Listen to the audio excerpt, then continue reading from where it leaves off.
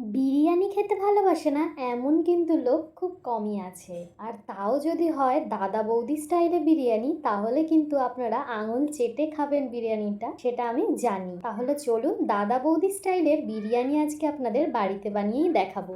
আর এই বিরিয়ানিটা যদি আপনারা একবার বানিয়ে খান, তাহলে আশা করি বাইরে থেকে কোনো বিরিয়ানি আপনারা কিনতে চাইবেন। তাহলে চলুন রেসিপিটা শুরু করা যায়। তো সবার প্রথমে আমি এখানে কড়াইতে সর্ষের তেল গরম হতে বসিয়ে দিয়েছি। তো সবার প্রথমে আমি এখানে একটু বেরেস্তা বানাবো, তার জন্য এখানে পেঁয়াজগুলোকে ভেজে নিচ্ছি। পেঁয়াজ ভাজা হয়ে গেলে, পেঁয়াজগুলো বেশ লাল লাল হয়ে ভাজা হয়ে গেলে পেঁয়াজটাকে কিন্তু তুলে রেখে দিতে হবে। তারপরে দেখো কড়াইতে কিন্তু বেশ অনেকটা তেল ছিল। এই তেলের মধ্যে কিন্তু আমি এবারে ভেজে নেব চিকেনগুলো। চিকেনের বেশ বড় বড় সাইজের লেগ পিস নিয়ে নিয়েছি, আর সেগুলোকে আমি এবারে ভালো করে ধুয়ে পরিষ্কার করে নিয়েছিলাম। কোনো কিছু এর মধ্যে ম্যারিনেট করার জন্য কিছুই মাখাইনি। এবারে এই নর্মাল ধোয়া চিকেনগুলোকে আমি এবারে দেখো কড়াইতে দিয়ে দিচ্ছি। লেগ পিস ছাড়াও বড় বড় সলিড পিসও রয়েছে এখানে, সেগুলো দিয়ে দিচ্ছি এবারে তেলের মধ্যে। এগুলোকে হালকা করে ভেজে নেব। দেখো এখানে চিকেনটা কিন্তু উল্টে পাল্টে দিয়েছি, খুব ভালো করে কিন্তু ভাজা হয়ে গেছে। এবারে চিকেনটাকে কিন্তু আমি অন্য একটা প্লেটে তুলে রেখে দেবো। খুব বেশি কিন্তু ভাজবে না, তাহলে কিন্তু চিকেনের স্বাদটাই পুরোপুরি চলে যাবে। দেখো বন্ধুরা, এখানে আমি কিন্তু চিকেনের পিসগুলো প্লেটের মধ্যে তুলে রেখেছি। দেখো বন্ধুরা, কড়াইতে কিন্তু বেশ অনেকটাই তেল ছিল। আমি এর মধ্যে আরও একটু সাদা তেল অ্যাড করে দিলাম। তেলটা যেই গরম হয়ে যাবে, আমি এর মধ্যে দেব গোটা গরম মশলা, যেমন এলাচ, লবঙ্গ, দারচিনি দেব। দিয়ে তারপরে এইখানে পেঁয়াজ কুচি দিয়ে দিচ্ছি। পেঁয়াজটাকে বেশ ভালো করে কিন্তু তেলের সাথে মিশিয়ে নিয়ে বেশ ভালো করে ভেজে নিতে হবে। নেড়ে চেড়ে এইভাবে পেঁয়াজটাকে কিন্তু বেশ ভালো করে ভাজতে থাকবো। পেঁয়াজটা বেশ যেই লাল লাল হয়ে আসবে, আমি এর মধ্যে দিয়ে দিচ্ছি আদা রসুনের পেস্ট। এবারে আমি এখানে অ্যাড করছি কাঁচা লঙ্কা বাটা। 1.5 চামচের মতো কাঁচা লঙ্কা বাটা দিয়ে দিলাম। খুব ভালো করে মিশিয়ে মিশিয়ে এটাকে কিন্তু ভাজতে হবে। এখন আমি এর মধ্যে দিয়ে দিচ্ছি জিরে আর ধনেকে বেশ ভালো করে জলের মধ্যে মিশিয়ে পেস্ট করে রেখেছিলাম, সেটা দিয়ে দিলাম। দিয়ে খুব ভালো করে মিশিয়ে মিশিয়ে কষাতে থাকবো। মশলাটা দেখো খুব ভালো করে কিন্তু কষে এসেছে। এরপর আমি এর মধ্যে দিয়ে দিচ্ছি কাশ্মীরি রেড চিলি পাউডার। এটা দিলে কিন্তু খুব ভালো কালার আসবে। তোমরা যদি নর্মাল রেড চিলি পাউডার দিতে চাও তাহলেও দিতে পারো। খুব ভালো করে মিশিয়ে নিলাম, আর তারপর দিয়ে দিলাম টমেটো পিউরি। একটা টমেটোকে বেশ ভালো করে পেস্ট করে রেখেছিলাম, সেটা দিয়ে দিলাম। দিয়ে খুব ভালো করে এটা মেশাতে থাক। এই মুহূর্তে আমি দিয়ে দিচ্ছি টক দই।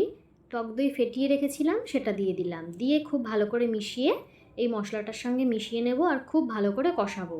যতক্ষণ না উপরে তেল ভেসে উঠছে ততক্ষণ কিন্তু মশলাটাকে এইভাবে কষাতে থাকবো। সামান্য জল অ্যাড করে দিলাম, তোমরাও কিন্তু জল অ্যাড করতে পারো। দেখো মশলা কিন্তু খুব ভালো করে কষে গেছে, আর ওপরে কিন্তু বেশ অনেক তেল ভেসে উঠেছে। তার মানে মশলা পারফেক্টলিভাবে কষানো হয়েছে। এই মুহূর্তে আমি দিয়ে দিচ্ছি স্বাদ মতো নুন। নুনটা চেক করে বুঝে শুনে দিতে হবে।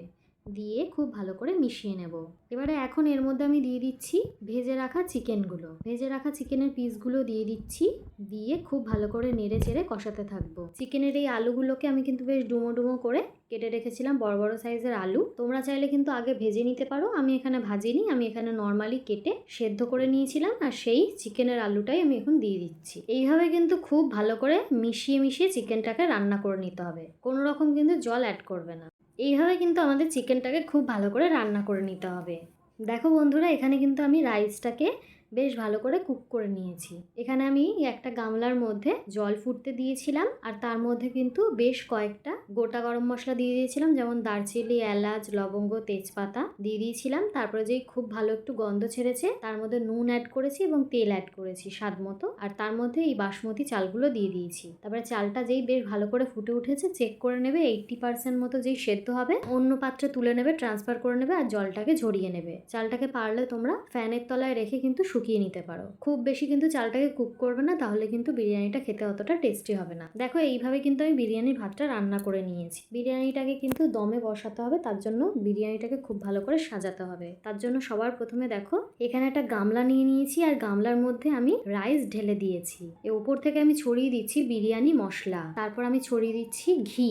অনেকে কিন্তু ঘি পছন্দ করে না, তারা ঘি নাও দিতে পারো, কিন্তু ঘিটা দিলে কিন্তু অসাধারণ একটা গন্ধ ছাড়ে। তো ঘি দিয়ে দেওয়ার পর আমি এর মধ্যে উপর থেকে ছড়িয়ে দিলাম, পেঁয়াজের বেরেস্তাটা ছড়িয়ে দিলাম, তারপরে দিয়ে দিচ্ছি চিকেনটা যে কষিয়ে রান্না করে রেখেছিলাম সেই চিকেনের আলু আর চিকেনটাকে দিয়ে দিচ্ছি, ওপর থেকে দিয়ে দিচ্ছি। এখন ওপর থেকে আমি দিয়ে দিচ্ছি কেওড়া জল আর গোলাপ জল, এটা সামান্য অল্পই দিচ্ছি। আবার ওপর থেকে একটু বেরেস্তা ছড়িয়ে দিলাম। কালারের জন্য কিন্তু তোমরা কেশর দুধের মধ্যে ভিজিয়ে রেখে সেই দুধ কেশরের লিকুইডটা কিন্তু তোমরা ওপরে ছড়িয়ে দিতে পারো, খেতে অসাধারণ লাগে। আর ওপর থেকে আরো একটু রাইস দিয়ে দিলাম, খুন্তি দিয়ে একটু এদিক ওদিক করে দিলাম, তাহলে কিন্তু আমাদের বিরিয়ানি একেবারে রেডি। দেখো এবারে কিন্তু বিরিয়ানি এইভাবে সাজিয়ে দেওয়াটা পুরোপুরি রেডি হয়ে গেছে। ওপর থেকে আরো কিছুটা বেরেস্তা ছড়িয়ে দিলাম, ওপর থেকে আর একটু ঘি আর বিরিয়ানি মশলা ছড়িয়ে দিচ্ছি। এর উপর একটা ঢাকনা চাপা দিয়ে তোমরা আটার দলা দিয়ে ঢাকনাটাকে সিল করে দিতে পারো, কিংবা অ্যালুমিনিয়াম ফয়েল দিয়েও কিন্তু তোমরা এটাকে সিল করতে পারো। তারপরে বিরিয়ানিটাকে কিন্তু দমে বসিয়ে দিয়েছিলাম। সেই প্রসেসটা আমি তোমাদের সাথে শেয়ার করতে পারলাম না, ক্যামেরার একটুখানি প্রবলেম ছিল। এবারে দেখো এই যে আমি অ্যালুমিনিয়াম ফয়েল দিয়ে কিন্তু বিরিয়ানিটাকে সিল করেছিলাম। এবারে অ্যালুমিনিয়াম ফয়েলটা আমি এখানে খুলে নিই।